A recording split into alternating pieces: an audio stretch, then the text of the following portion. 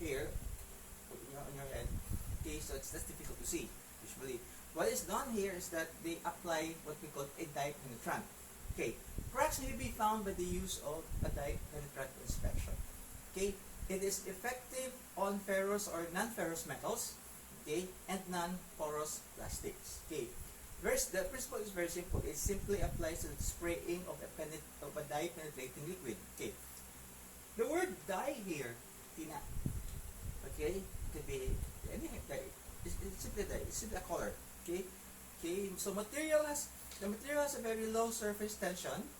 Okay, so it will seep through any crack that it can see. Okay. The liquid has efficient time to penetrate, and then the surface is simply wiped off clean of all the liquid. Okay, so a developer is then applied.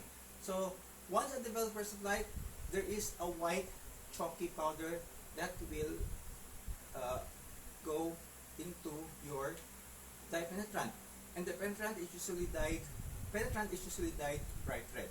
So once if you see the red, na the idea ang corrosion. Okay, so it's one type. The other type is penetrant is the use of a fluorescent penetrant. Okay, fluorescent meaning to say mura siya musiga. Okay, and it uses black light. Okay, this black light used to be called UV light, but because the word UV is quite dangerous to hear, so they change it into what you call black light. The one that you see on discos, the ones that you see on concerts, it's like fluorescent bulb is colored violet, and then if you're wearing white, it somehow stands out because it's more musiga yung puti. Or if you wear something that's neon, more musiga as well. Okay, so when you use the black light, okay, after you apply the fluorescent penetrant, then when you use the black light, cracks will appear like in this picture here. Okay.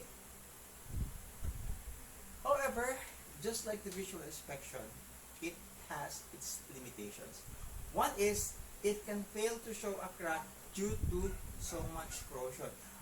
When the corrosion is already very severe, this does not work on that. Okay, you can't use this. Okay, if the cracks are oiled, for example, if there's oil in the cracks or there's grease, okay, the penetrants cannot get rid of that. So it's very, very important to wipe the surface first before applying it. Okay. Now, another thing is that, like previously, if you recall, it is used on non-ferrous materials and or non-porous. So meaning to say, if your surface is porous or rough, okay, doesn't work. Sorry guys. Okay, so it has to be now.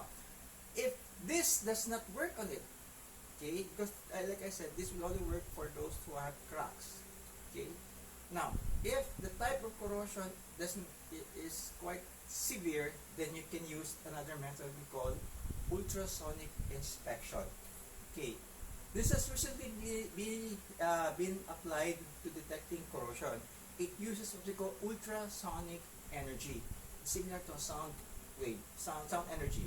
Okay, the difference of the sound energy and ultrasonic energy is that ultrasonic energy has very high frequencies.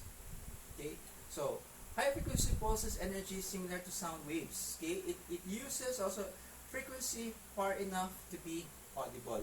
Okay,